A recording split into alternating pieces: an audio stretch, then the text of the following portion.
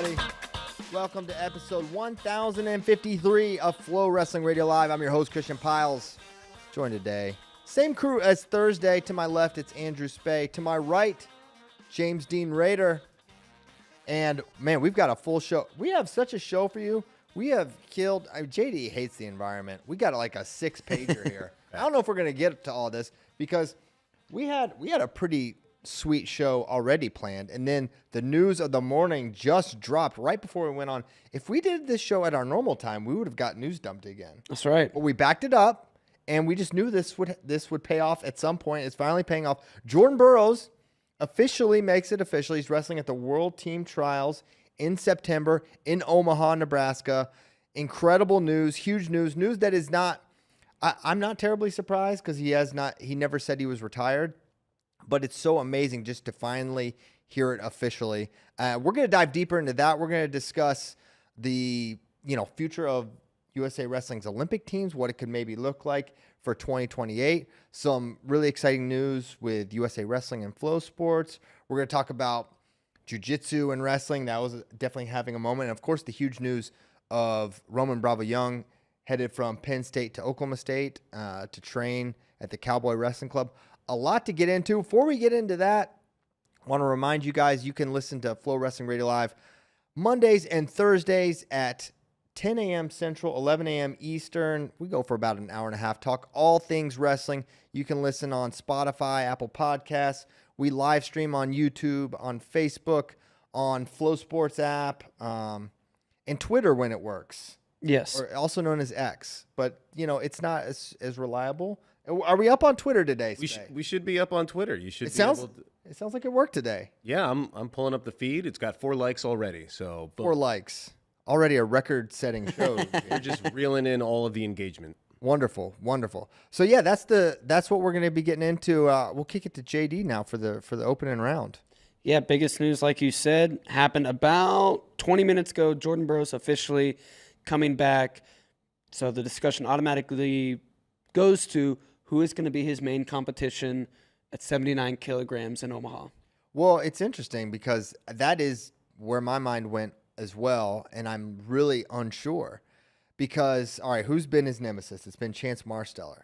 I heard after Olympic trials he was never going to go down to 79 again. Now, but then I heard at a camp soon after that he got super fired up after having kind of a down performance at trials and was like, I am going to go back down. So I don't know what's actually true. But if he goes down, that automatically becomes like, oh my gosh, must watch series. I mean, they had the craziest Final X series of all time in 2023. And so rekindling that rivalry and hitting for the third time would be amazing. Speaking of must-watch TV, I get that eventually. Jaden Rady, if you want to pull up a second screen at home if you're watching live, U17 semifinals. He's wrestling right now, a gentleman from Greco, right? In Greco. Okay. Yeah. Actually, we've got it on our screen right here, so go to our YouTube page, like and subscribe, and you can watch it as well. Yeah, for a little bit. Okay, so back to Jordan Burroughs, though. I do want to kind of focus on that, not the Greco. Yeah. Just yet. Just a public PSA. PSA, good PSA. So who else could enter the conversations? Like, is Keegan O'Toole? We know he's going up to 174. Would he enter World Team Trials? He's had a lot of issues with injuries. He's missed a couple trials after NCAA seasons because of injury. Would he, going into his senior year, would he test the waters? I don't think we'll see Carter Starachi wrestle at non-Olympic World Team Trials. Who else do you think could enter the conversation? You would think Noel Sonogo, considering he just competed in grappling this weekend. Yeah, I think he's out. He's probably done competing. Ringer is someone else he's contended with. I don't feel like we're going to see him down at 79 kilograms. No, he seems like an 86 guy. Now, would David Carr entertain moving up just to throw his hat in the ring? I don't know. Would Zahid Valencia cut back down? I doubt it. I kind of doubt it, too. It'd be kind of sweet. But for Carr, why not, right? That's what I'm saying. You got nothing to lose, really. Yeah. I mean, I feel like he would be a little undersized, but I don't think he'd be drastically undersized. I feel like his length can make up for a decent amount of how he'd be, for how big he is.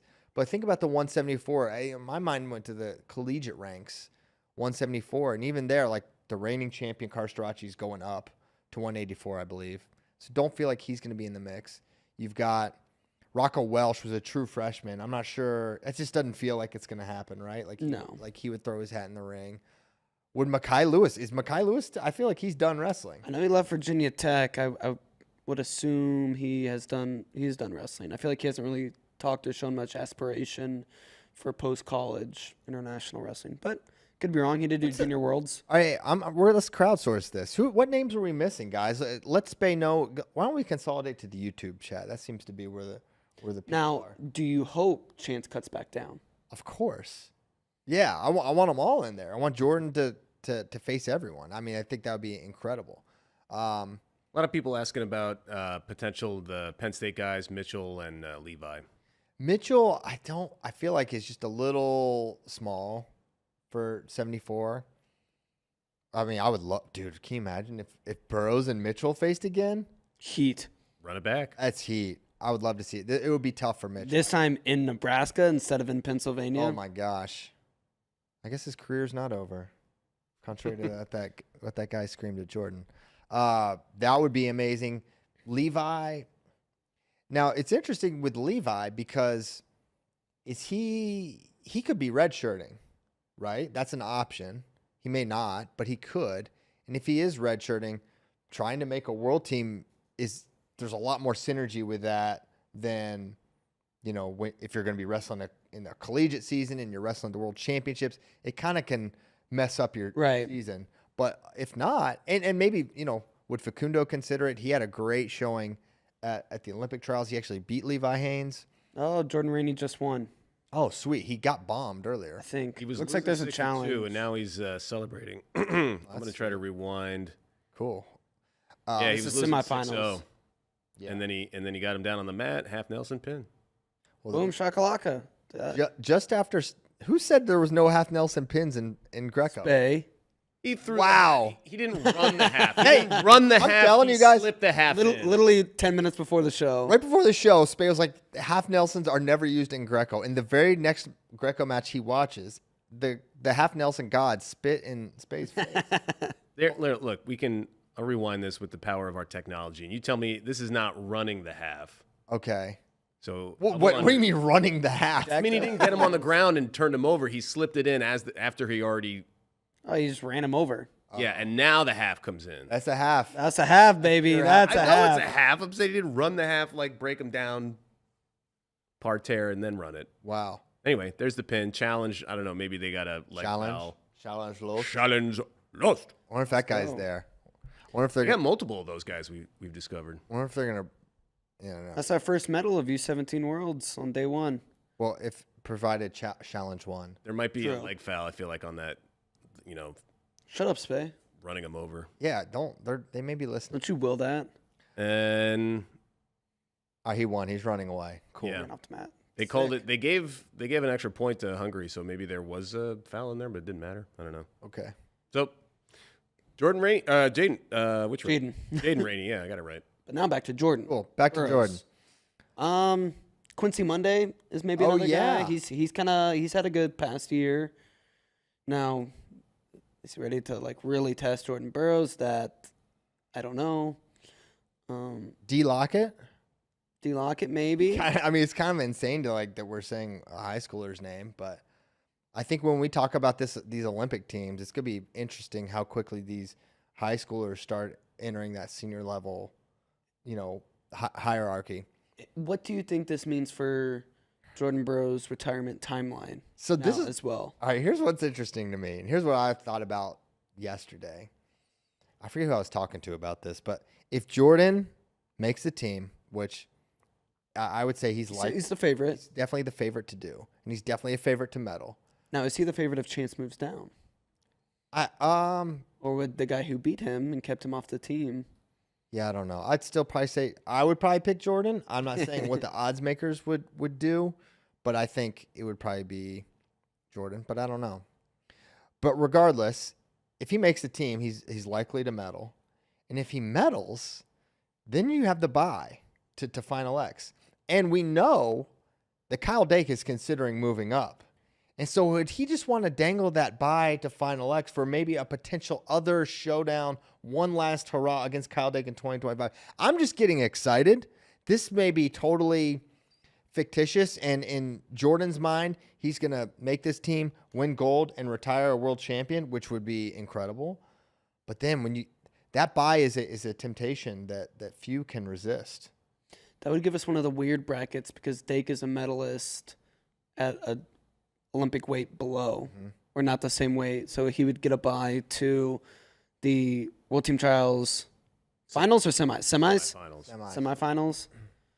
Yeah, I really do feel like Dake needs to move up for a little bit. I think the cut, I mean, just to see, it took it out of him. I mean, you could see it in the Takatani match. In the first period, he was huffing and puffing, and that's just he always kind of huffs and puffs with his mouth open. It never impacts him like that. That's true. He kind of like we said, he wasn't engaging with Takatani, kind of backing up second period. No, that was unique, and he acknowledges the weight cut's a thing, and it's not going to get easier.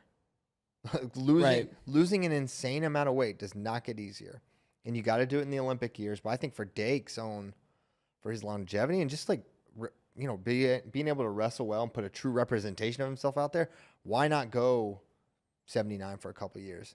He's obviously not small for it. No, and he's won it multiple times, so he's plenty good to do it. He had more success at 79 than 74. Yes, absolutely. Well, I think he's won both twice, right? He won 74 and 21 and 22, and then he won 79. But has never lost internationally at 79. Yes. So now you could chalk that up to him or just the international field being deeper at an Olympic. I think he lost to Gaji Magomedov at Urigan at 79, but that was forever ago, wasn't it? Well, I know, but it's international, and I think it was at 79. That might have been 74, pre him moving up to 79. I don't know. It was like the year that he beat him at Worlds. Then he teched him.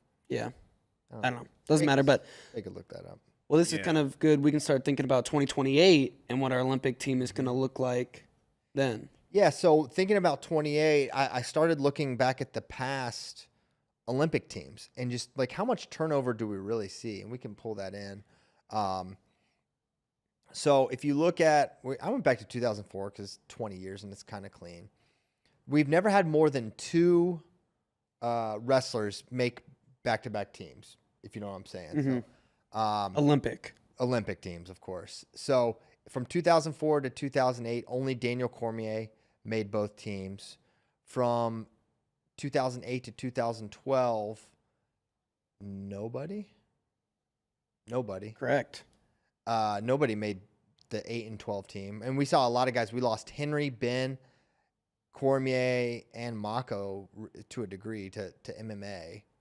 Although Mako, maybe he returned back to wrestling in 12. And then from 12 to 16, we had Jordan and Tervel made both those teams.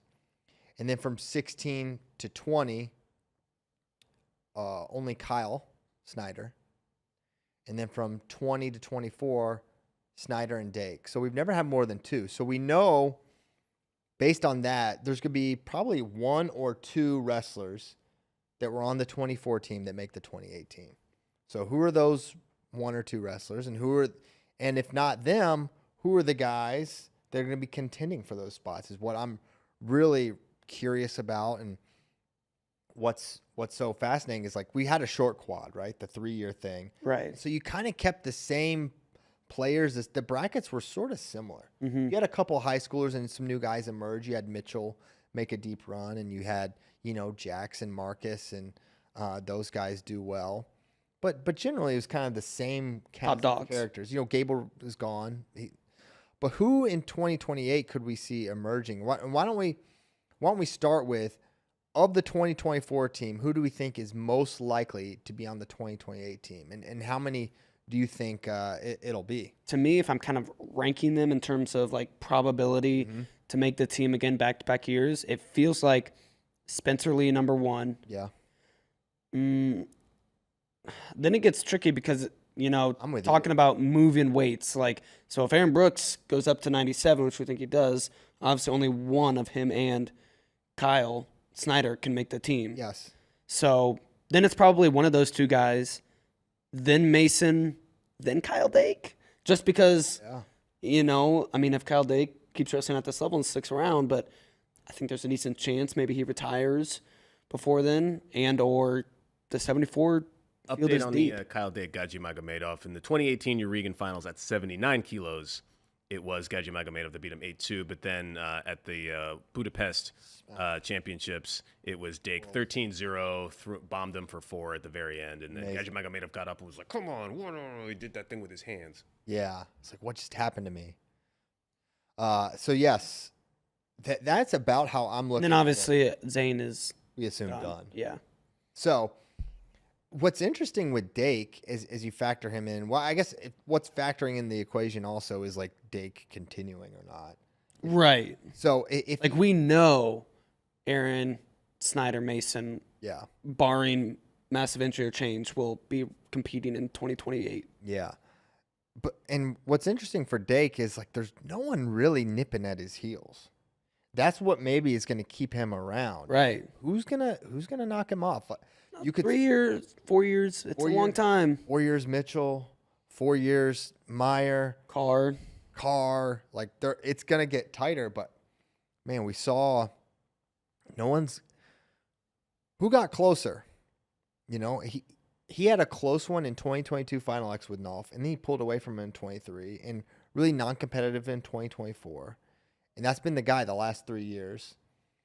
So maybe Keegan. Keegan's in there as well. But who is it going to be? Well, something that could kind of change that too. He goes up to 79. Somebody like, Carr Mitchell takes over 74. They win a medal, get to sit out. They kind of become the guy at 74, maybe even win 2 before LA. Then the perception kind of gets changed a little bit. And you make Kyle Dake cut back down to 74 kilos. Through the tournament. He has to go through a full tournament of, like we said, hasn't been pushed yet. But in 4 years, young guys getting that much better, progression, going through a full tournament at 74 when you haven't made 74 in maybe 4 years. When you're that much older, that's a different ballgame. I just decided Kyle Dake will never go up to 79. If he's going to continue, he's probably going to be thinking about 2028. And I wish we wouldn't think about it. I do too. I do too. I know just the Olympics is the peak of our sport, so it inevitably goes to that. But if you're at the level, win a world title. I don't know, and then who cares? Or 86. Or maybe this, or perhaps he goes, 79 and 25 and 26 and 27, resets himself and tries to get the pole position in 27. And you can kind of see where you're at then and then make an assessment. So, all right, I'm back in. He could go 79. I want him to. I want him to go 79. I think that's just better. Better for USA, probably better for Kyle. But I just, how these guys think and giving up that spot is, and if you want to be on the 2028 Olympic team, giving up that bye is, could be detrimental.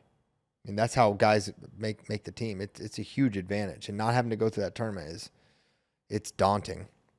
So yeah, that'd be curious. So I think if I had to guess in 2028, I do think Spencer. And let's look at some of the contenders at some of these weights. So for 57 kilograms, Spencer to me is so head and shoulders removed from the field because Gilman's gone, he's retired.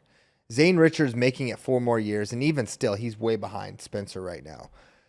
Dayton Fix feels like far off right now, and also he's too big for the weight, unless they change the weight classes. You've got, Nico has to be close to done. These were the peers. Nick Soriano, who knows? Vito can make it, but it's a huge if. Huge if, and it feels like the biggest thing we've noticed with Vito is he is just a completely different person, 57 versus 61. This guy... To the point where he didn't even try. And he didn't try. He was definitely hurt, but he didn't try. But remember, don't just think about him losing to Gilman at Final X. he DMP'd at U23s. Yes. His last time at 57. And then he won Senior Worlds the next year. That's how much of a difference it is for him. Look at his performance at 125, and then look at what he did up at 133. Just a different wrestler. He doesn't know different moves at these weights. He just can compete very, very differently. So I just have a hard time thinking in 4 years Vito needs to be building up to 65. If I'm Vito Arujau, that's where I'm looking. I'm not trying to starve myself down to 57 again and hoping this science experiment is going to work. Because who has it ever worked for? Who has done the massive cut, the massive known cut, and made the team with day of weigh-ins? Who's done it? Do you consider Sarah a massive cut? Do you consider Dake the massive cut? No. Gilman a massive cut? Do you consider... I mean, Gilman didn't make the team. But he did in 2021. Yeah, I don't think so. Gilman's only competed at 57. I don't think so. I don't think they're the same, personally. Yeah, Sarah maybe is the primary example. But Sarah has proven she is world level at that weight class, right? Like Vito, we don't know. We know Vito is world level, but he's not world level proven at 57. So I just don't think we've seen it in the era of the day of double weigh-ins. Do you consider Dake to 74 massive? No, probably not. Probably not. Maybe that's just because I've seen him do it, and he did it for a long time.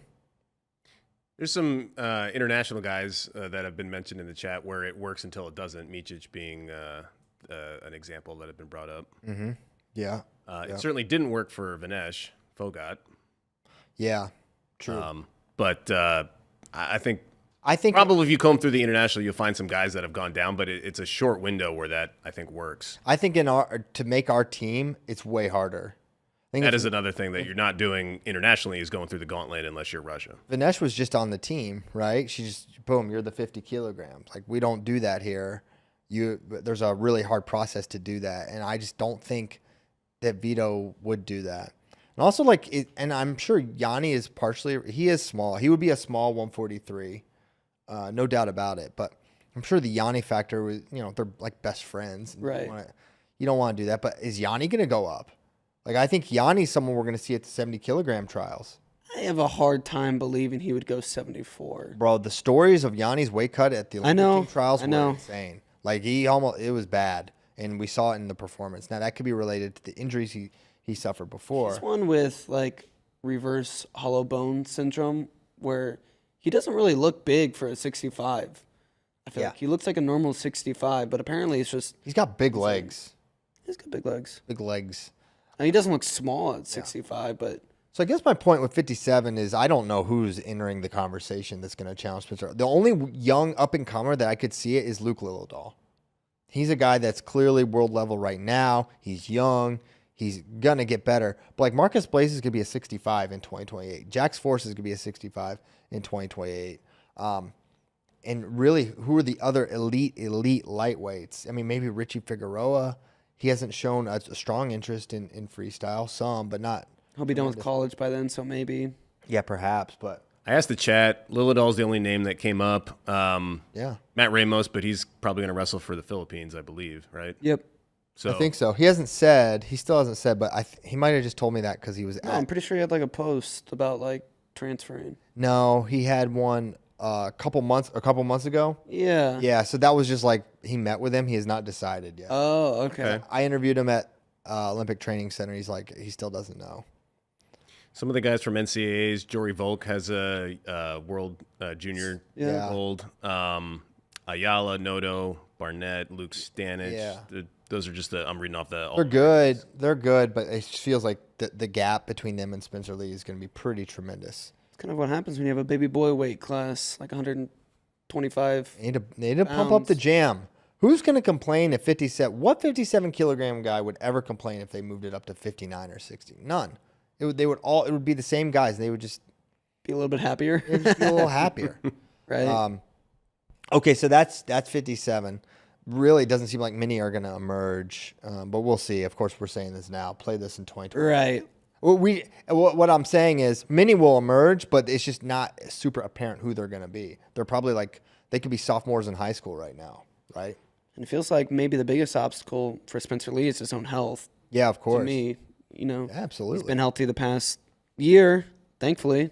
But, when you've had how many knee surgeries, that's always going to be a looming question, unfortunately, for him. Yeah, that's absolutely a question. 65, who's going to emerge there? It feels like Jesse Mendez. He feels like going to be the guy. He was so close this year. Mm-hmm. He's getting better. Love his game. But Jax Forrest, Marcus Blazer, and Bo Bassett are probably all going to be in the mix here. Those dudes 4 years from now are going to be savages. Right. Think how good those three are going to be. Not to mention Andrew Lira, as you figure, is going to be hanging around another quad.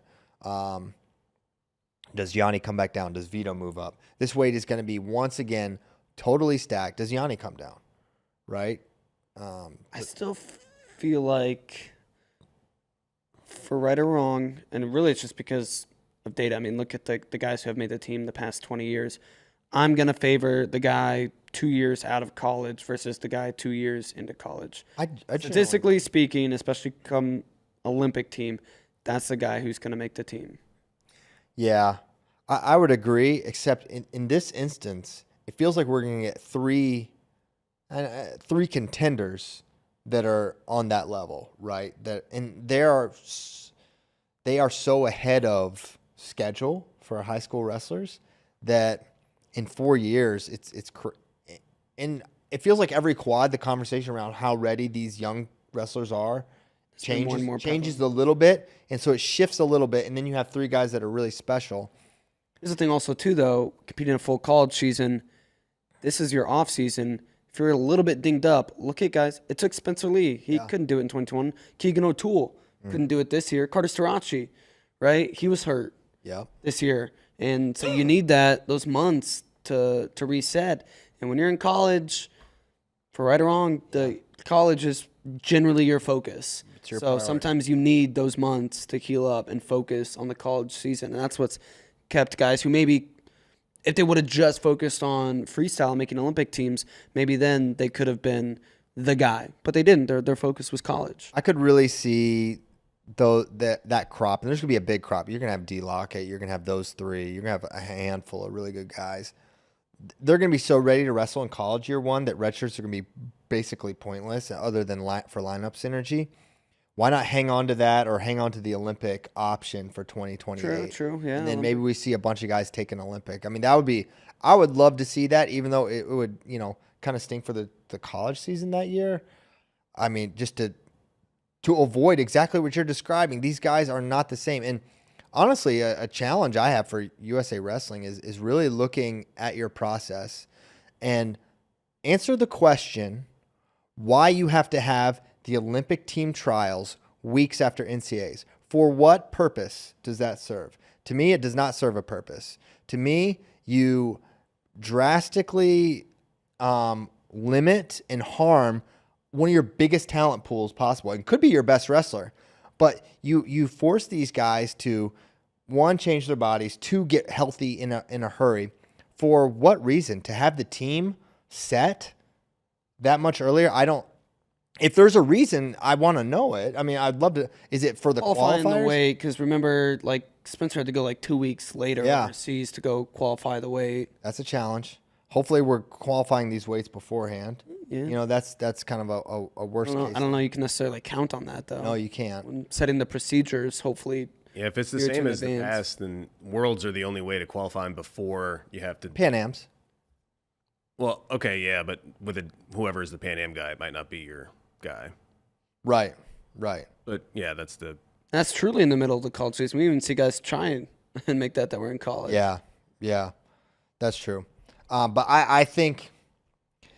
All right, so here's a concession. So it's like there is a trade-off there with qualifiers. If we have to qualify the weight and we don't have our team, then it does hurt that process.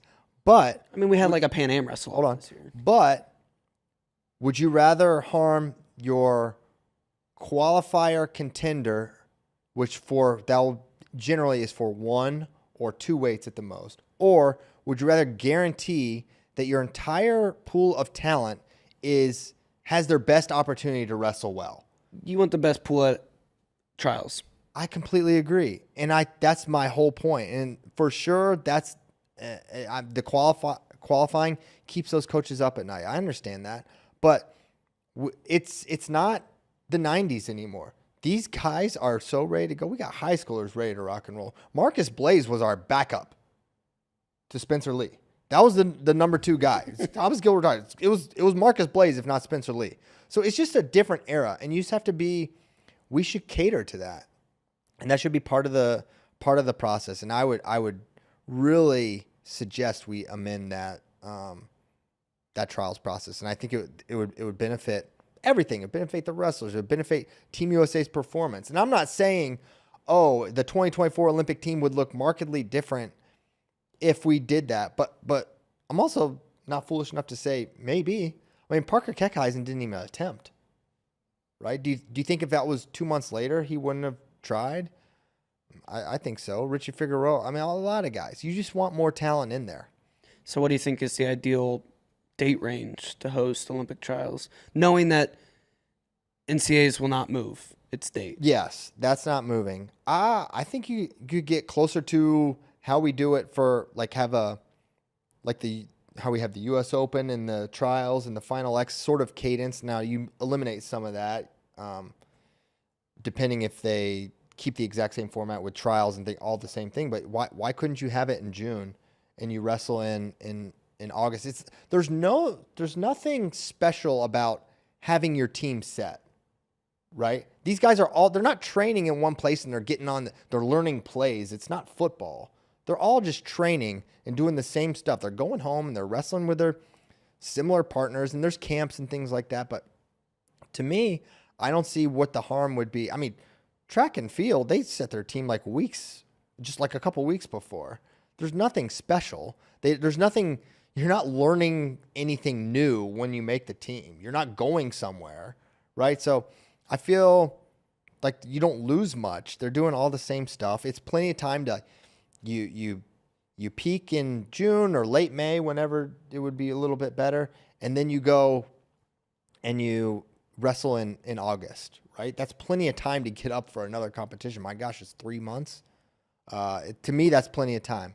Maybe there's a dynamic I'm missing here, but to me, I don't understand why we rush to get this thing done. I don't know why we rush.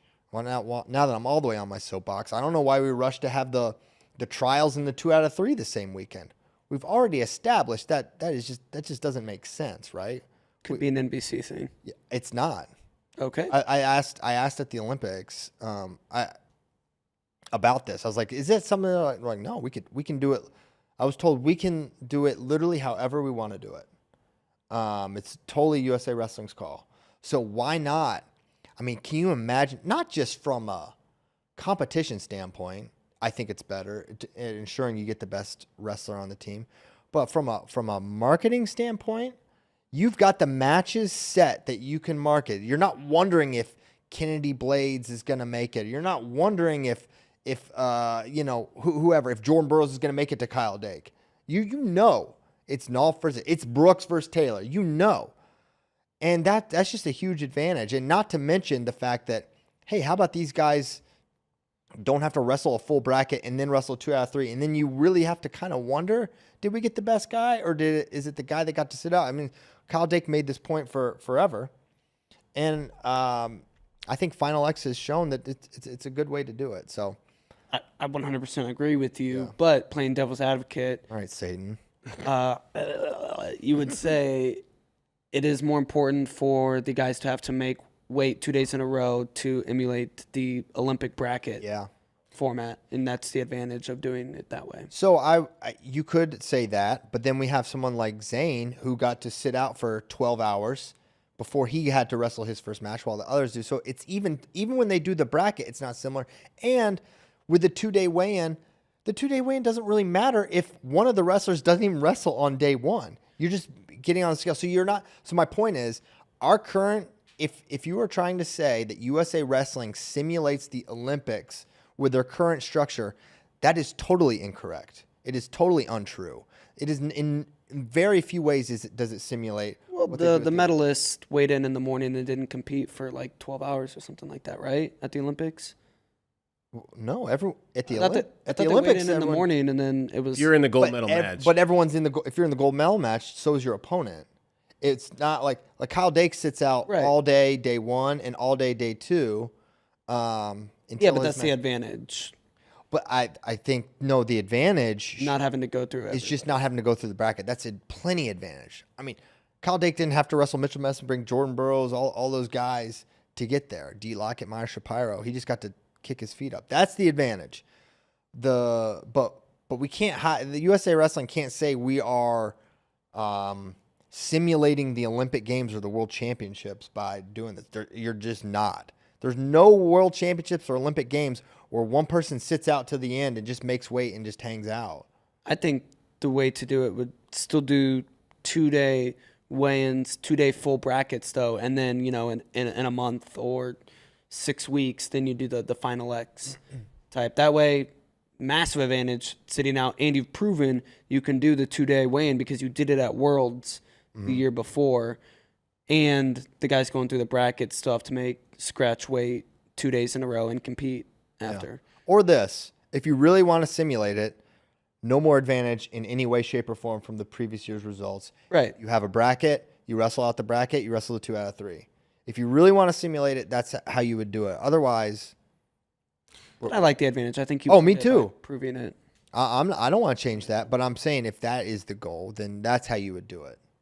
So on the timing issue, Test Things in the chat mentioned the last chance Olympic qualifier, as in saying that you need to have your team set before that because you don't want someone to qualify the weight and then have to make the team after that. Mm-hmm. And this year's Olympic Games qualifier was World qualifier was May 9th through 12th. Yeah. We were also in that position for Pan Am's though, where somebody who could have qualified the weight didn't make it. Yeah. So. Yeah, we talked. Yeah, that is the trade-off for sure with backing it up. But I think broadly you get more talent in. So that's what I think. Okay, but we were talking about something else. The Olympic team 2028. What's it going to look like? Mm-hmm. So we were at 65. Yeah, we talked about that. We were like Mendez, Alirez. I think Yanni's going to probably end up cutting back down to 65. Maybe. Say Vito. We'll see. Vito could be in that mix as well. And then the Young Bucks, Jax, Yep. Marcus, and Bo. Those 3, I think, are be in there. Then for 74, that's what's so curious. I like to start with the really young guys. Is PJ Duke going to be someone we're talking about? It feels like it could be. 4 years from now, PJ Duke is a man right now. I feel like he could be like a D. Lockett where he qualifies, maybe even wins a match, but he's not going to be the guy yet. No, maybe not. A guy. 4 years? Basically, if you make it to the Olympic trials, you're a guy, but there's a big difference between a guy and the guy. I'm just starting with the young guys like him. I think he will be in play. But it's probably Mitchell, Keegan if he's still right for the weight, David Carr. Is Keegan going to be right for the weight? I don't know. Moving up to 74. That's not evidence of that, but that kind of makes their team way better because you get Cam Steed in. But again, I just have a hard time envisioning him at 86. Yeah, that's absolutely right. That won't work. So maybe he'll be a 79 guy and then down to 74 come Olympics. Haynes Facundo in the mix. Shapiro, did you mention him? Yes, Meyer Shapiro. I feel like D. Lockett is going to be an 86 name we talk about.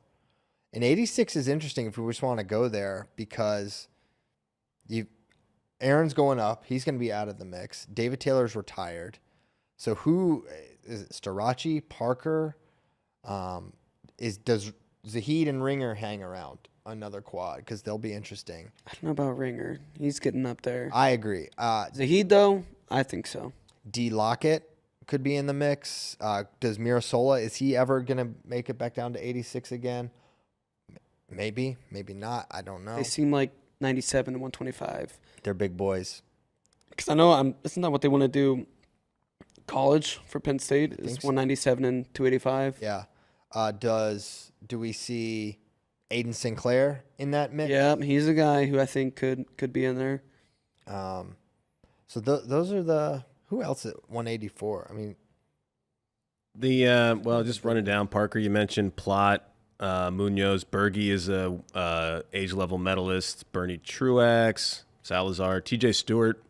Tej. He's got very high ceiling. Key, Pinto, Dylan Fishback, Colton Hawks, Chris Foca. Probably Colton Hawks. Yeah, he's made an He made age level he made a team. junior team. He wore those cool sunglasses. Pit Vipers. Yeah, that's when we knew. Okay, so that's 80. And now, but it feels like there's going to be a bunch of guys at 86, 97. Is it just going to be Brooks or Snyder? Yeah, I mean, The gap is so insane Yes. there. Unless Connor Mirasola or someone like that just emerges as like a transcendent guy, which could happen. But Snyder's been holding down this weight since 2015, and no one has given him a competitive series other than Varner in 16. Yeah. So it feels like it's just those two. And even if someone can run down Snyder, which maybe, it feels like Brooks is in 4 years is going to be just a scary. he might We've be had a my lot. pick. Like if I have to pick like the team right now, it might be Aaron at 97.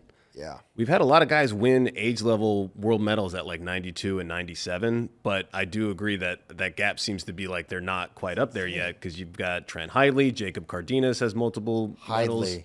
Tanner Sloan, Rocky Elam. I'm probably missing some, but all those guys have gone overseas and won medals. Jackson Smith was 5th. Hidley's a great name for 86. If he can maintain that, I feel dumb for getting him for this because he'll be in the mix for 86 kilograms. I wonder if we'll see him at 92 trials. You have to assume. Yeah, probably.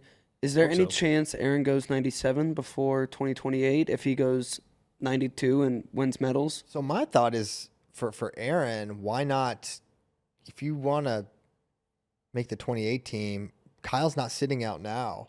Like you can position yourself right now. So compete. Yeah, because he can't the deck's compete in not stacked. non-Olympic weight worlds. Mm-hmm. So You got a medal, you would have more advantage than him. It would be a weird, that's a good point. It would be a weird scenario where I don't think he would get the bye to Final X. It would be like semis. Buy to trials or something like that. Yeah. Which is not going to mean a ton, but it would still be something. So Dang, Aaron 97 right away next year. I think it's more of a consideration than it was. I think you look at that spot being more open than it's ever been. You could try your luck, and also if USA does it similarly to how they did in the past, you can try at 97, and if you don't make it, you can try for 92. It can do exactly what Zahid Valencia did in 2023, where it was he that made the world team, not Aaron Brooks, despite losing to Brooks at US Open. So Brooks could take advantage of that system and go down to 92 if he were to lose the spot. Right. So it's kind of a riskless proposition. The only reason not to do it is just like synergy, Penn State. Like, do you want to kind of kick that down the road for a couple years? I feel like I don't feel like that's where Kale and company is really going to insert themselves. But maybe they just maybe Aaron just like for the the sake of keeping harmony just says let's be both on the team. Yeah. I don't know. That's kind of where my mind went. We mentioned Trumbull, which probably just Yeah. he's a guy that's in that age level range that has performed. True.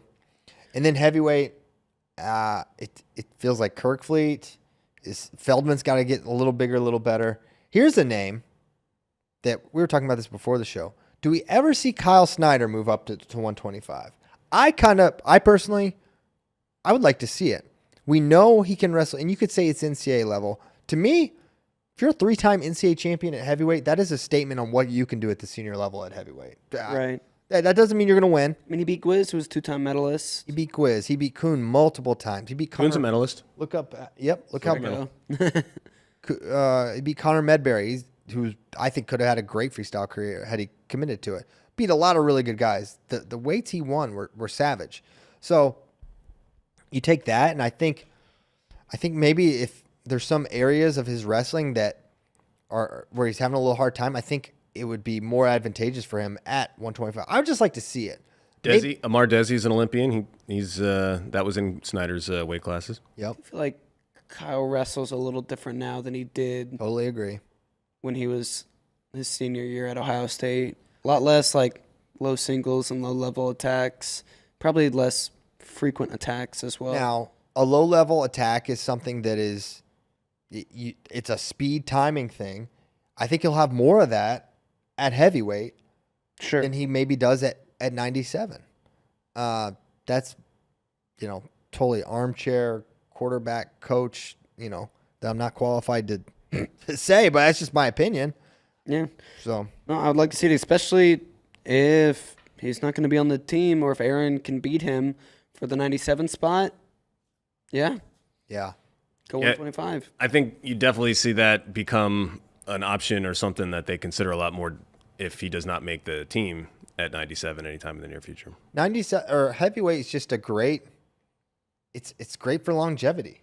Yep. I mean, look at Bruce, if Tervel's body had held up, feels like he'd have held down 125 another quad.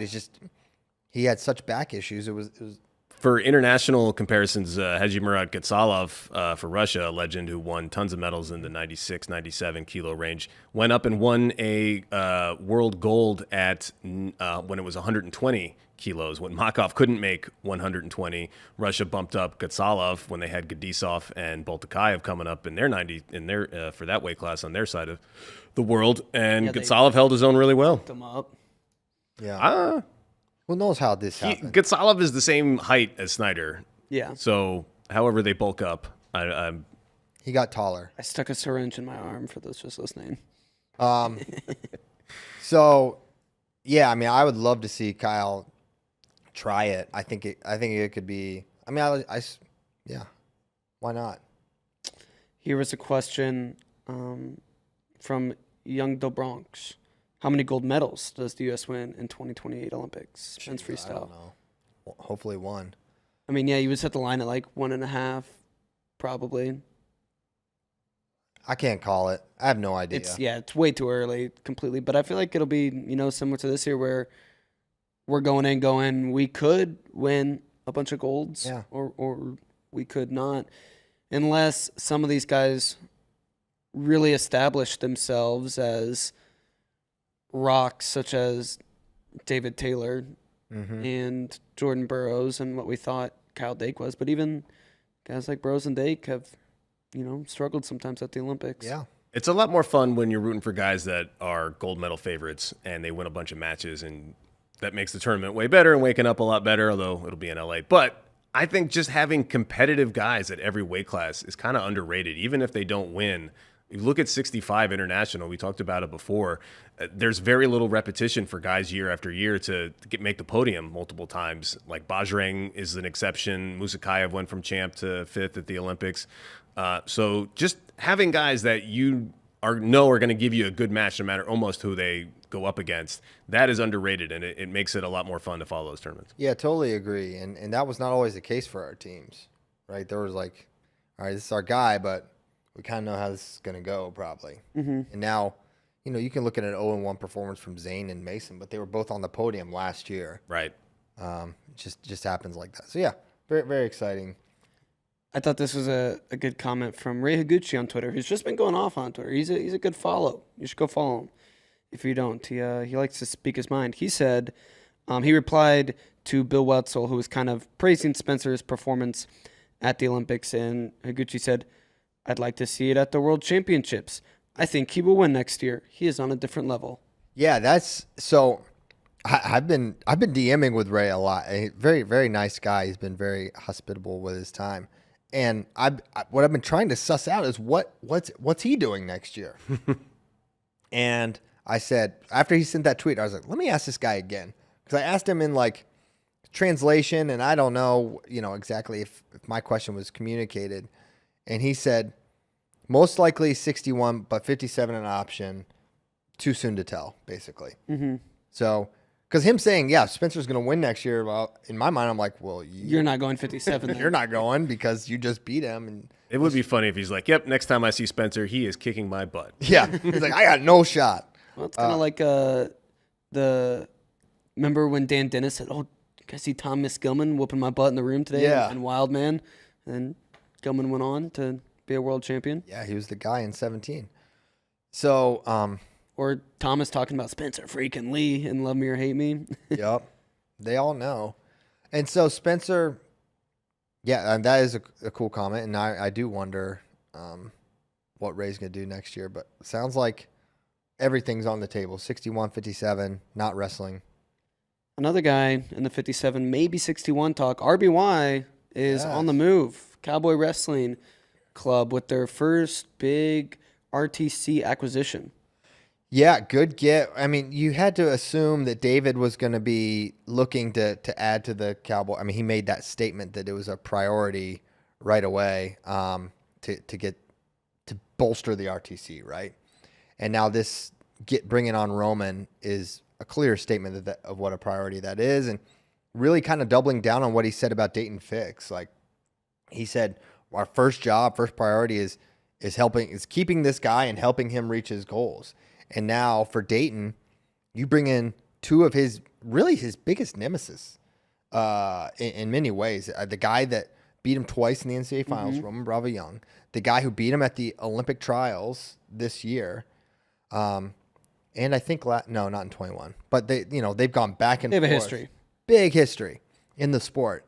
And so you bring in those two, and now you think about the room previously for Dayton and who was maybe testing him compared to now where you have Gilman and Roman there. It makes a lot of sense. It makes sense for Roman, right? Because of the Gilman relationship. And if you don't know, those two were really close. They were training partners during their time together at Penn State, and I think they both kind of attributed each other for how they helped one another.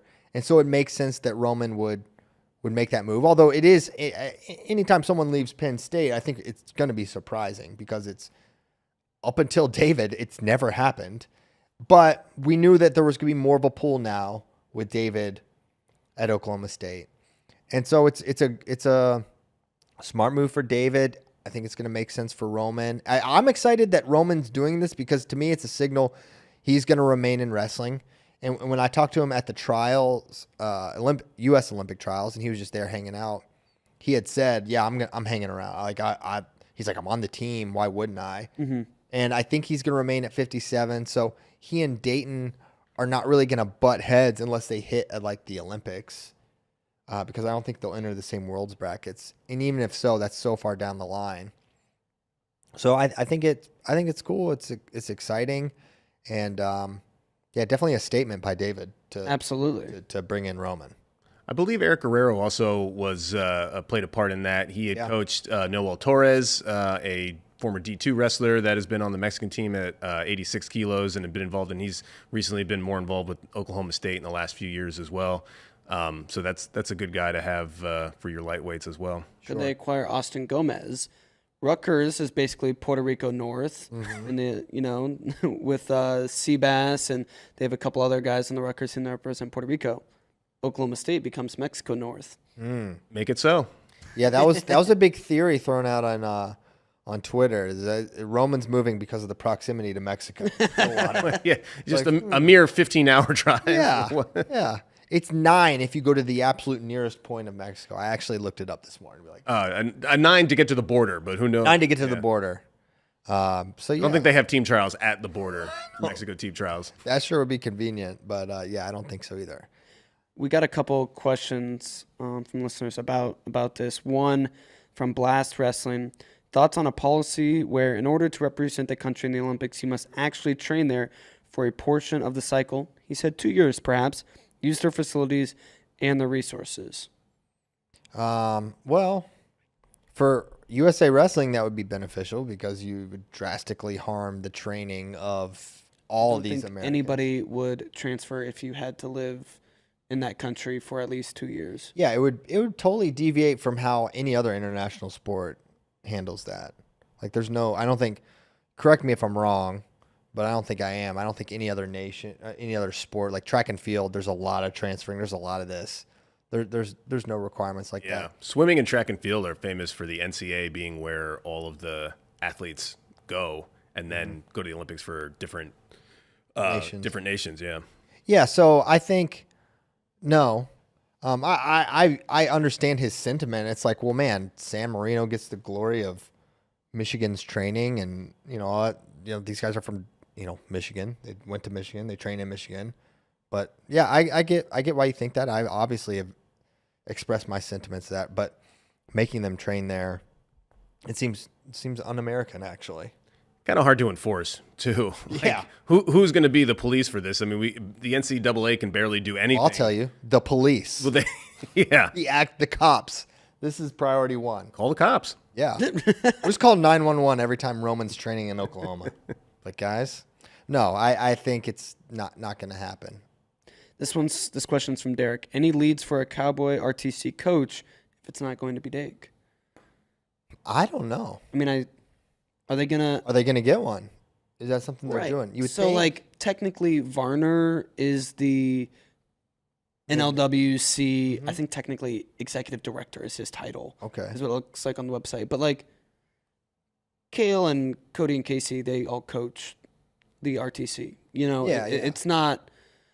There's not a huge division or separation there between the RTC and the college club. Yeah, I don't think any of them really have that. Right. Hawkeye, I don't think does. They have a head coach, but I think that it all works together. Same for Michigan and Cliff Keen. So, yeah, I don't know. I think whoever you bring in is probably just gonna be another. I would guess someone that's an asset to both. So it could be. I mean, I don't think Dake's leaving. If Dake's gonna continue competing, I don't see him leaving State College. I think he believes that's the place for him to reach his wrestling potential right now. I would be surprised to see him make that move personally. Despite the relationship that he and David have, I don't anticipate that. So I don't know which way David's leaning. I know they've reached out to some big names that are coaches, but we got another question. Just who else we could see going to the Cowboy Wrestling Club as an athlete? I don't know. It was weird to prognosticate somebody leaving. Yeah, that situation it does because I don't want to create a stir. I know that there's after World Team Trials in September, I think we might see some more. I'll just say that. But I don't want to cause issues elsewhere. We've been talking a lot about USA Wrestling, their future.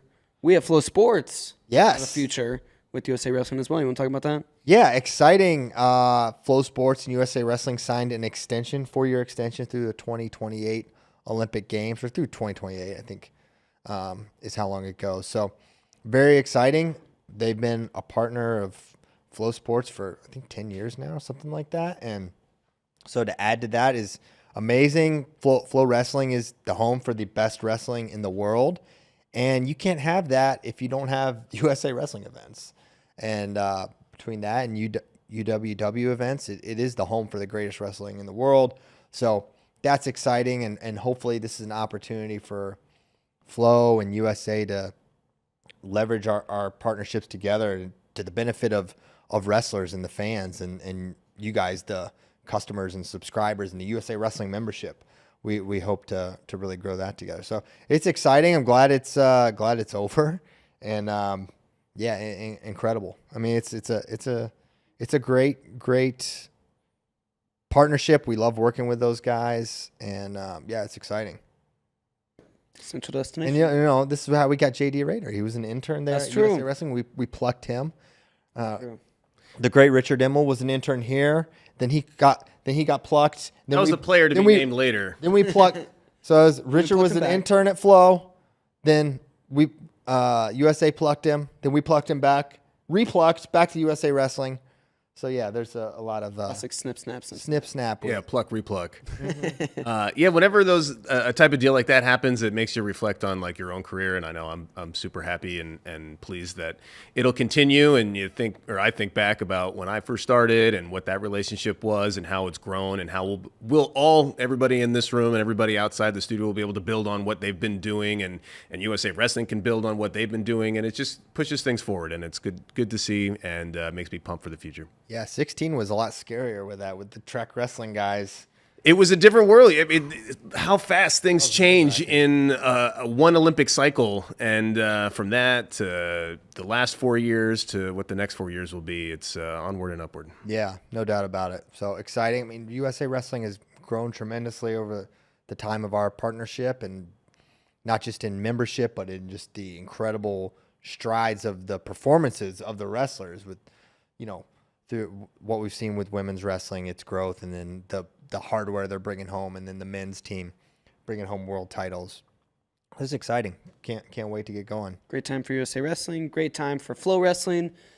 Also a great time for Flow Grappling because they had their super mega event, ADCC. If you don't know, that's more or less the Olympics of no-gi Brazilian Jiu-Jitsu, but it happens every 2 years. That was this past weekend, and it kind of sparked a lot of conversation online about BJJ versus wrestling. Yeah. Well, it's cool. If you don't know, Amit Allure is basically dating the male version of Amit Allure in grappling. Correct. And Mika Galvao. Those two have fallen in love and are they've been boyfriend girlfriend for a long time, and I would presume one day they'll get married if I had to guess. And so she was there at ADCC supporting Mika, and we got some content with Amit, so you can check that out whenever it hits the site. There's already been a couple of reels that hit it, but he won. He's from Manaus, Brazil, which is like rainforest, the Amazon jungle type of area. He's amazing. He was like kind of like the Sagiliaev coming up. Yes. Prodigy, beating grown men as like a 14, 15-year-old. And just, this was, he lost in the finals in 2022. And so this was his moment to win, and he did it. And it was really great. So that was cool. And, but yeah, I guess what is the question? Well, there's a ton of conversation online about should better. Watching it from a fan perspective.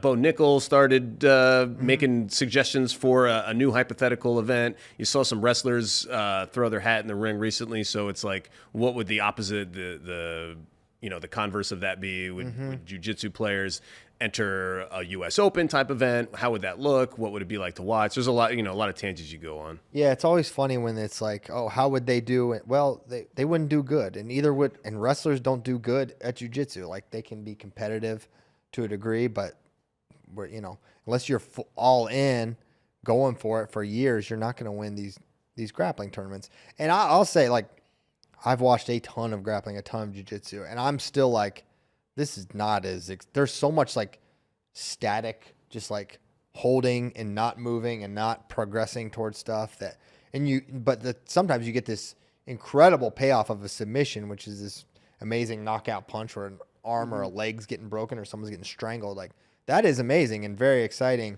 Michael Pixley, who wrestling fans might remember, he did that to one of the best grapplers in the world. I mean, Nicholas Marigali was the favorite to win double gold, which, if you don't know, in jiu-jitsu, they have the absolute, which is an all weights division, which is like kind of the best thing you can win.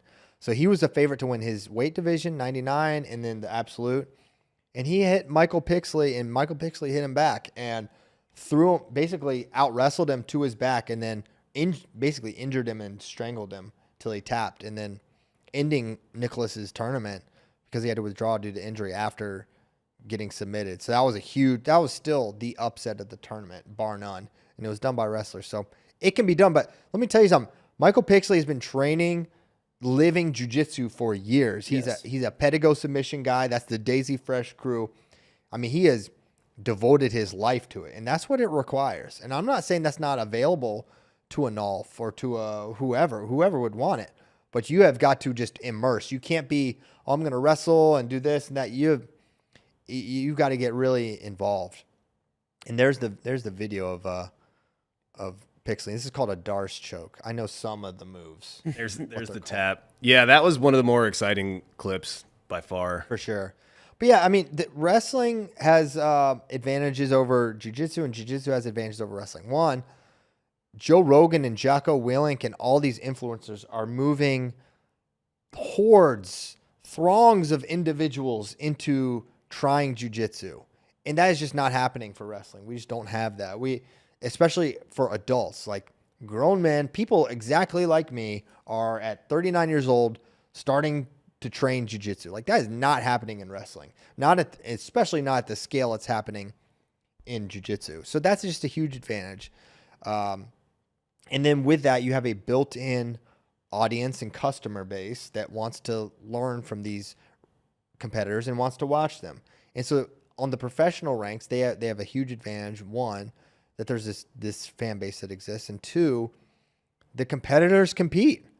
Like, we don't have to wait once a year to watch the one competition the best of the best do. Like, they compete. Like, by and large, if they're not competing, they're not able to. That's how they partially put food on their table. The other way they do is they sell instructionals, and they sell instructionals based on they hit these moves in competition, and then it's like, okay, learn how I do that. That's like the Gordon Ryan framework. Like, he'll go out with a game plan based on what DVD series he's going to be making. So that's a little reductive and not totally how it works exactly, but that's a big part of the advantage is just like their senior level is just way more active and competitive. Excuse me. You're good. My cough. Before we get some questions from friends, I do want to shout out our lineup legends Oh, yes. winner, Perseus Gomez. She actually competed in Who's Number One That's right. Yes. 2 years ago, and now she's going to go wrestle for Oklahoma State. So she was our $10,000 winner. It could happen to all of you. us, yeah. She's just one of us, but she just knows her stuff. I know think she's smarter than us. I think she got all the women's weights right, and she got a lot of them right, obviously. But it came down to like the third or fourth criteria. Yeah, I think they said there were like 7 people that had the right number of winners, and then it just came down to Highest amplitude. yeah. Yeah. That's how criteria. Couple works. grand amplitude picks. She scored last, so she won. No, so congrats to Perseus. That's amazing. 10 Gs, 18 years old. I know. Good for Not her. bad. That's a solid check. I think they should have gone to Blown overtime. a lot of though. that at 18. Oh yeah, overtime. They'd still be wrestling. Trading picks. Yes. Yeah, that's good. Good update there. We have the reason we have the most environmentally unconscious thing is because we have so many questions from you. You guys went because crazy. we got to none. We got to none last show. I don't even know if we're gonna get to all of them on this show, but we're gonna try. We can maybe do a little overtime and or push some of these back to For sure. to Thursday. But let's start with this one from Slink. How does Jamalov Sidikov go today? And is it dumb to say Nov Jamalov would be so fun? I think Jamalov's better. Than Sidikov? Yeah, absolutely. I mean, 3 years ago it was a 2-2 buzzer beater for Sidikov to get a step out 2-2 win against this guy. And now look what Jamalov just did. And you could argue he should not have even been in the finals. Yeah, That he should not have even been in the semis. you could argue that. But what we are fortunate to be And then who knows if he even gets pulled back into repechage. And then the narrative is completely different. yeah. I He mean, DNPs. you could say the same for if Sidikov never got that step out against him, right? Like it's just as tenuous. I mean, Well, it's a little different because Sidikov actually did earn the step out, and Yeah. he was just awarded a fake point. yeah, that did happen. That happened. Yeah. But what you can say, or what I conclude, first of all, he has owned Valiev over the years, Jamalov. Like he's better than Valiev, but that was a stupid match. He did not wrestle that great, and Valiev did run a lot in the second period, but you can't hit him 3 times in 13 seconds by law. 2. But what we are the beneficiaries of is because he did advance, we got to see the entirety, a full run. And what we saw was an incredible performance. He murdered Kadi. He destroyed Sal Kazanov. Who do you have in the semis? Rasidin. Victor, yeah. Victor Rasidin. Mollywopped. Pin Takatani. Pin Takatani. Like you're left, regardless of how that went, there's no debate that everyone would feel if they were re-wrestling that tomorrow. Everyone's picking Jamalov. Yeah. Right? So he's the best. No, I agree. So he's the best 74. And I think he's better than Sidikov. I don't know about that. I don't know about it, but I believe it. I don't think we'll ever. I think I would still pick Sidikov. It's Sidikov has that He's a winner. He's just a winner. indefinable quality he just wins. But I think Jamalov defies that. Jamalov's a few years younger too, and who knows if we ever see Sidikov again? Yeah. He may be retired. Tired. Yeah. Feels like he is. I like Jamalov's got a great pedigree too. He's got two of the best coaches ever, the Satia brothers, Bro, he's a freak. His feel is insane. and he's a little guy too. He's evidence of moving up from lower weights can pay dividends if you wrestle your weight. It's funny how much he reminds me of Mitchell. Not just in how he looks, they just like they're so tenacious and they fight through all these positions. I love him. He's really fun to watch. I hate that how he won against Valiev. That was That'll always be brought up. kind of a crime. But I can't change that. I can just say what I feel about it. But man, I think he's good. I do think he's better than. I think Sidakov had his time where he was better, and I think now it's Jamalov's time. I don't know. I need to see it one more time before I'm like, he's separated himself like Sidakov. I'm going to go on a Sidakov-esque run where he couldn't drop a match. Yeah, he never I lost. think he should have at the Olympics. Like, Sidakov, it felt like once he got out of Russia, was never in trouble, and owned the weight for a handful of years. He beat two of our greatest champions ever. Yeah, I know. Don't And remind me. Yeah, why you got to be rude I don't about it, think JD? Jamalov has separated himself quite like that. Conversation could be different in 2 years. I mean, he pinned the dude that beat Dake 20-12. Can we talk about that pin though? It's time has passed. It's over. It's like we got stuff to get to. Takatani obviously didn't care. He did not care Yeah, what bid. He was celebrating more than anybody with that silver.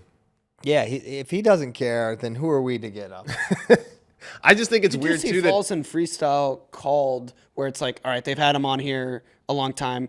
We're just going to call the fall, not like they would in folk style. But what was different about this one is a lot of times when that happens, they're like flopping back and forth. yes, that is the key distinction. I think people then started saying, well, in freestyle, if you're just held on your back for a while, they'll call the fall, which I don't. The only other time I've seen that happen is in the spladle, like the Nick Simmons spladle, where they feel bad for the guy and he's not getting up. But if you're on your back for a long time, they don't just call the fall. I can't think of any other time. It's like they flop around and like The flopping both of is your the shoulders thing. touch at some point. So And you we're have to just gonna get call it. confirmation with the chairman, and so you're looking back, and when you're looking back to get confirmation, you miss the fall, and they say just call it anyway. That happens, but not just, hey, my arms popped up, and I'm in a cradle. And literally nothing changed. Like 40 seconds in, they were just like, all right, pin now? Cool. Yeah, let's get it Okay. over with. Was he going to beat Takatani anyway? I think 100%. But Talk about the importance of the passage of time, All right. time's a flat circle. All right. This one from Hello My Enemies. Oh, this guy. He's JD loves Hello, My Enemies. good troll. I like him. And he actually asks good questions. Like this one. He hates. Oh, How did Geno go from 2-9 and 0-11 and generally looking terrible the last few years to 10-1 against Zare before reverting to that type in the second period? because Geno is he game planned for what Zare did. I think he totally surprised him with the 4. I feel like no one's even attempted that kind of counter. And then he got one great single leg and he converted it into like 6 points. Mm-hmm. And that was enough. That barely. So it's really 2 sequences of perfect execution. I mean, it's wrestling. It's like it's just a moment. It's not. There's nothing to say that wouldn't, if they wrestled again today, that Zare couldn't beat him 10-0 again. We're not saying that Geno is like suddenly a completely different wrestler. He crafted the right plan in the right moment, and there was the right pressure, and he fought him, and then he got in on a smooth single leg, which he's always had, and he gutted him. I think that's what's so awesome about freestyle wrestling Yes. is you can rip off a bunch of points like that in parterre after a feet to back or something, and no match is ever out of reach if you're evenly matched enough. I mean, maybe you say Geno doesn't win 9 out of 10 times, but that one time you can do it because the rule set is freestyle wrestling. Zare has not evolved his game plan, and Geno did. That's what I say happened, my enemies. From AZ Wrestling Fan. No man thinks the process to change the grounding rule would, quote, fundamentally change the sport, unquote, and be too monumental of a change to be realistic. What do you guys think? Fundamentally? Well, I think you're leaving out. Fundamentally is just like the most base level. It's like absolutely would not fundamentally change. Well, you're missing a ton of context here. I don't think this. No, that's all of it. This tweet makes no sense unless you saw like the 30 tweets that they went Right. back and forth on. So to discuss this on its own is a little disingenuous. I love it. But the point was, Mike Jarman is a longtime fan, and I appreciate his comments here. But he was trying to say that parterre means like a takedown in folk style, and Nomad was trying to emphasize the point that if a knee is down, no matter what, that is considered parterre. It's how you decide whether it's a 4-point or a 2-point, and they weren't connecting on that point. Jarman was saying, no, you can just do all these other things, and Nomad kept saying, no, it's all about whether a knee or down is not, and they were kind of having parallel arguments. So ignore all that, and I think you can get to a compromise between their 2 points. Okay, well, I would say it would not. What we're talking about with the grounding rule is really it's the only instance we see the grounding rule happen is neutral. You drop to your knees and you avoid giving up points. That's basically so it could have other applications in parterre. We don't see them. What are they? I don't see them. Well, Nomad's solution was then you say negative wrestling and caution in 1 when someone drops their knees to try to avoid step out. Mike Jarman was saying you don't need to do that. You can just not involve the parterre thing. I think that's fine too. I think you should be able to get a step out if a guy drops to his knees to avoid it. And, we obviously, this is not some revisionist thing because Spencer Lee lost to Ray Higuchi simply because of the grounding rule.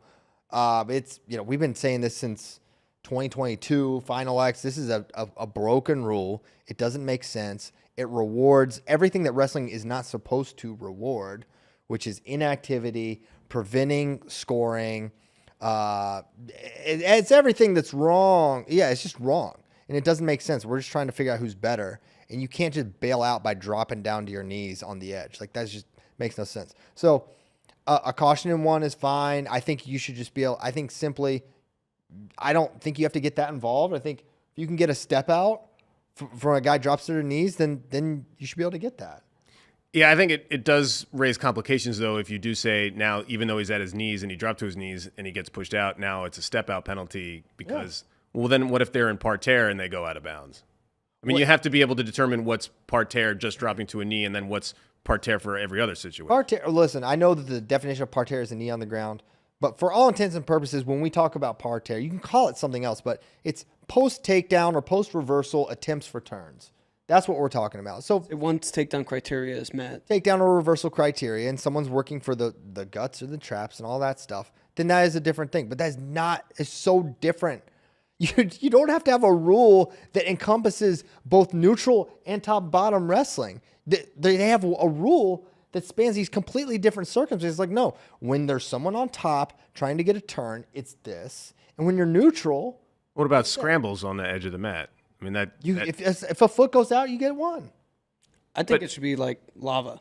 Well, that's a different solution. I'm saying I agree with that as well. Like, if any point anybody goes out unless they go back up to neutral, but sticking to just the caution in 1 for negative wrestling, I think is a much cleaner way to solve it. And I don't think it's as easy. I don't know why there's a caution. You gave up a point when your foot went out. That's it. It's a step out. Well, now, so you're taking German's side there. I'm taking Nomad's side in that I don't think it's going to be as clean as you think it's going to be if you make it that rule. It's not negative wrestling if it's just tactical. It's provided it's not a safety net to prevent scoring. It's a flea right now, basically.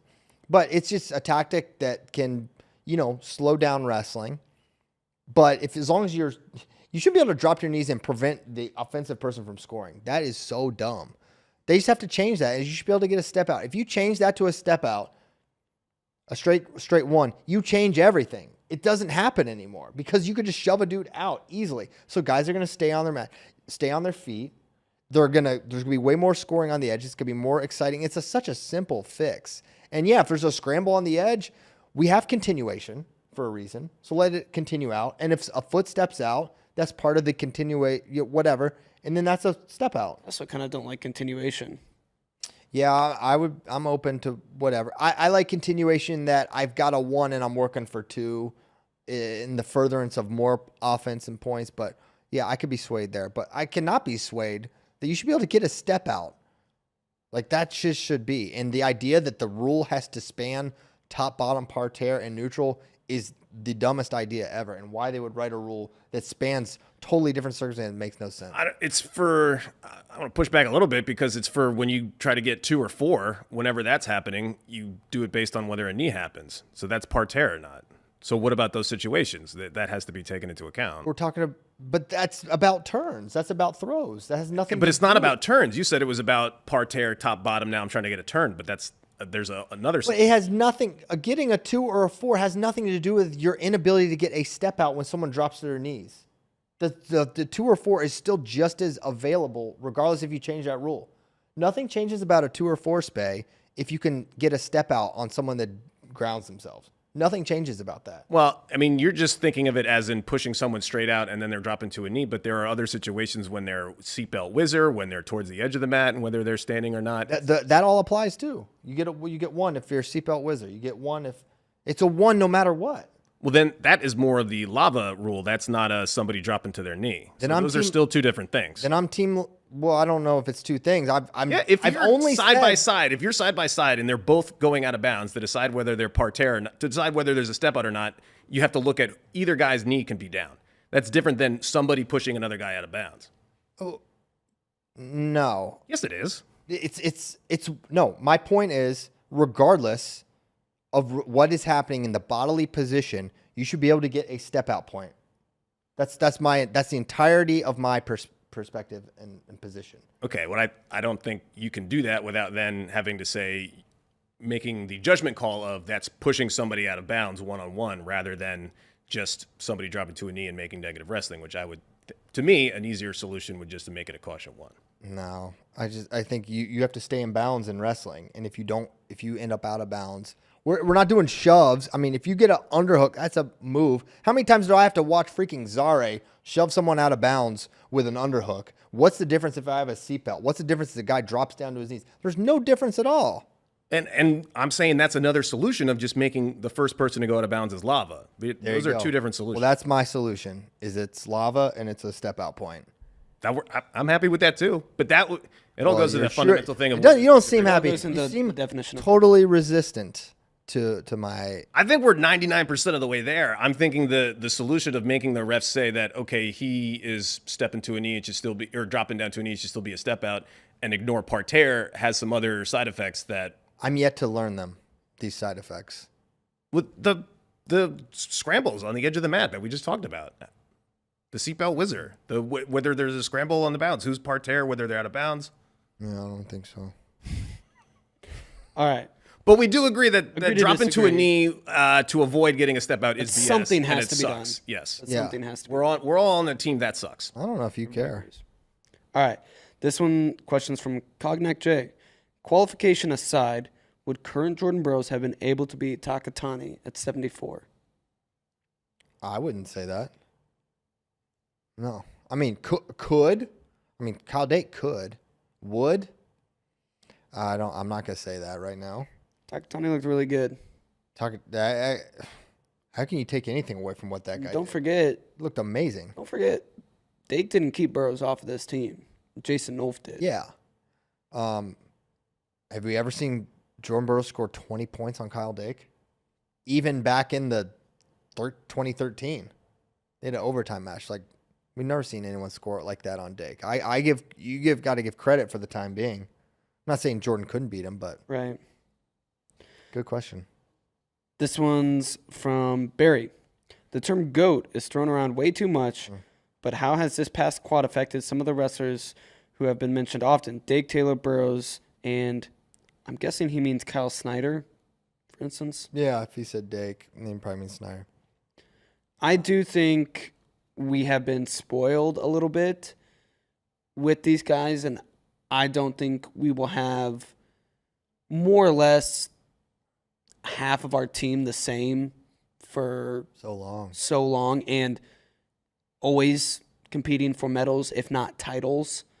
I think we will still be a world championship contending team every year. We will be in the top 2 or 3 teams in the world every year, but I don't think we're going to see it be, like I said, basically the same team. Like, I think maybe a guy like Brooks can hold down a spot for a very long time, or if he sticks at 92, Snyder can go and Maybe Smith. win a bunch more medals, Spencer Lee, but 65, 74, 79, just a lot of these weights are going to be more of a rotating cast of characters.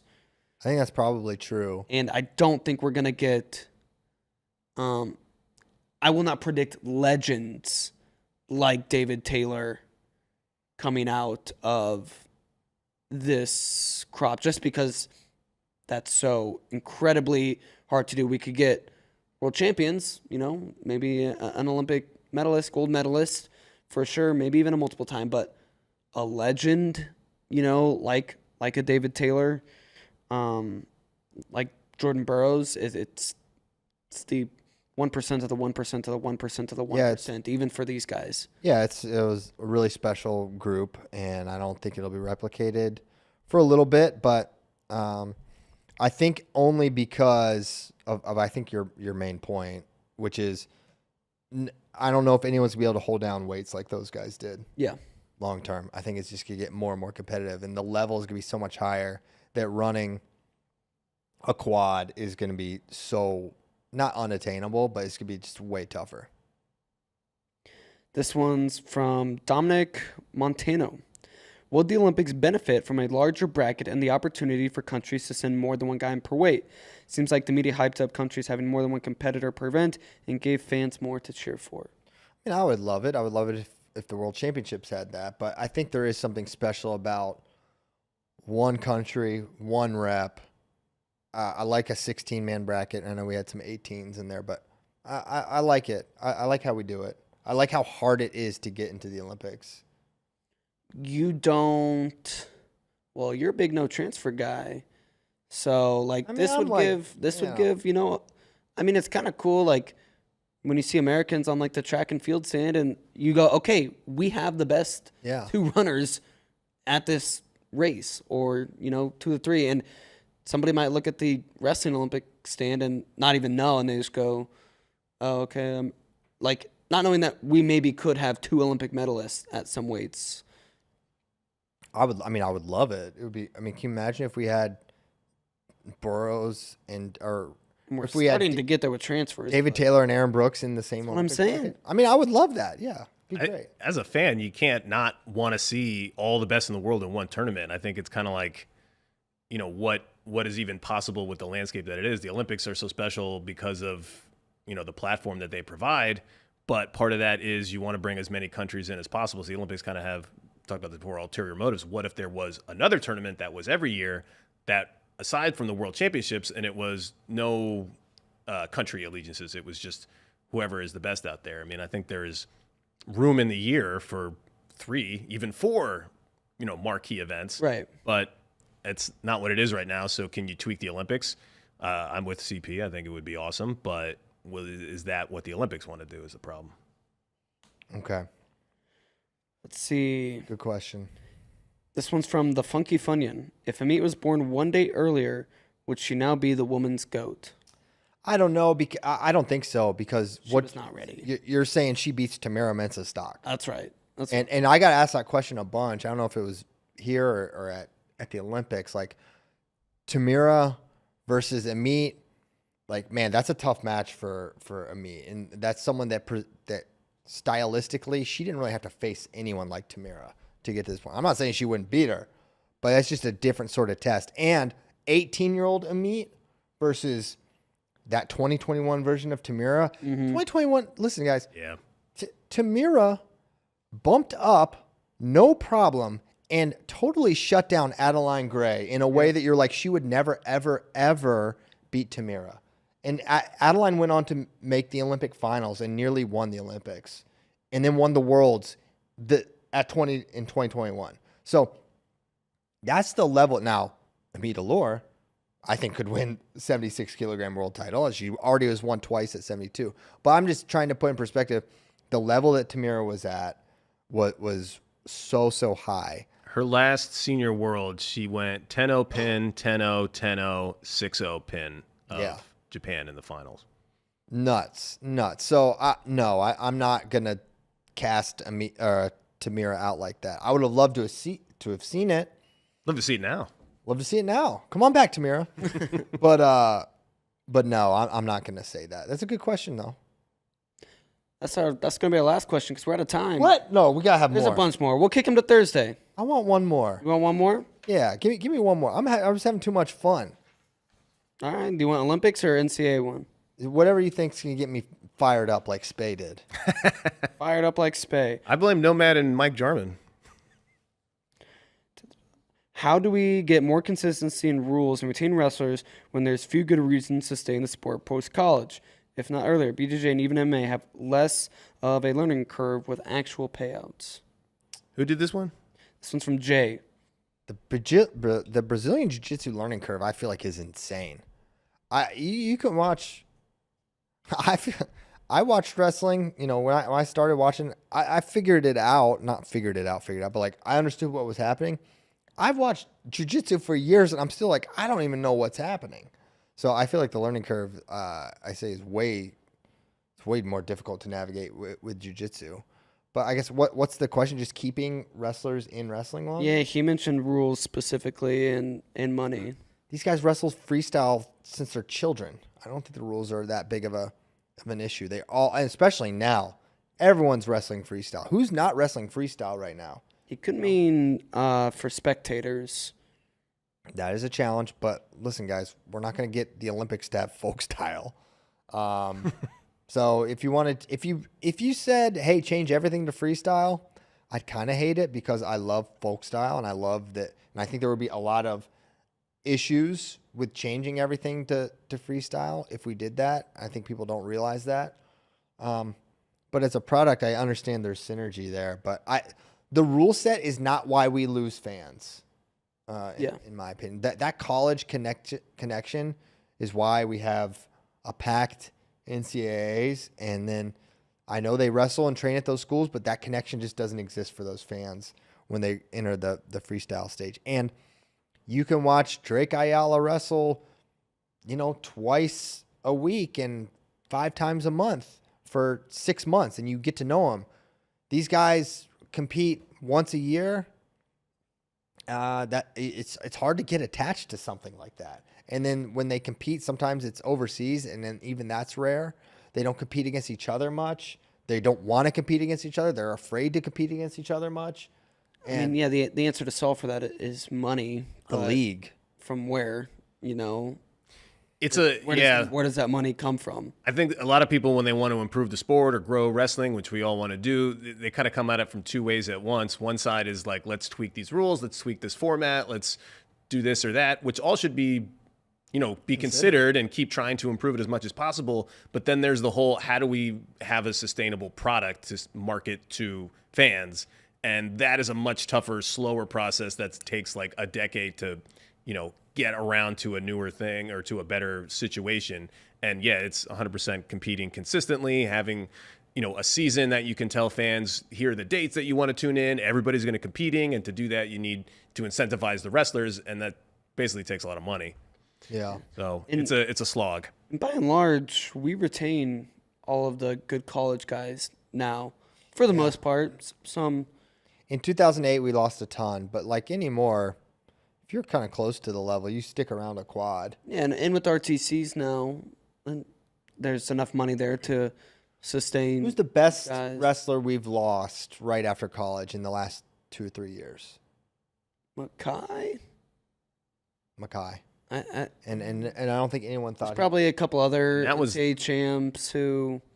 And when that, you lose Mackay, but also like he had Glory. done U20s, he had done a bunch of stuff. Like Pico's the last guy that was like, on the level. yeah, that was Right. going to make teams. Patrick Glory left, Yeah, but it's a good one. he was kind of without a weight, and he's a financier. He's into high finance. So anyways, good questions. We have so many more. We will get to them. We will get to them. But man, Monday, it's middle of August. We had a jam-packed show. Jordan Burroughs. We got RBY. Olympic talk, RBY, USA and Flow. It's a great time to be a wrestling fan, even in August. And we're a month away, less than a month. We're going to be in Omaha, Nebraska for the World Team Trials Going to be lit. We're going to see Jordan Burroughs, among others, wrestling there. I'm going to be going. Going to be very, very excited to be there and watching that, all that unfold. So a lot of reasons. Of course, if you're a Flow Sports, Flow Wrestling subscriber, you get to watch that and so much more. So thanks so much for tuning in. We're going to be back Thursday, same time, same place, same people. I don't know. Tyler Meisinger, he went to Portugal after the Olympics, and then he went to ADCC. So maybe he'll be back Thursday. Maybe not. Who knows where Spey will be? It's early for Spey. Spey puts on for his city early in the morning for us when he has to, but he likes his slumber too. So we'll see who's sitting there. The new time is nothing. This is after all the Olympics, waking up at 3 a.m. Yeah, it's serious. This is cake. No problem. Thank you guys so much. See you next time. Goodbye.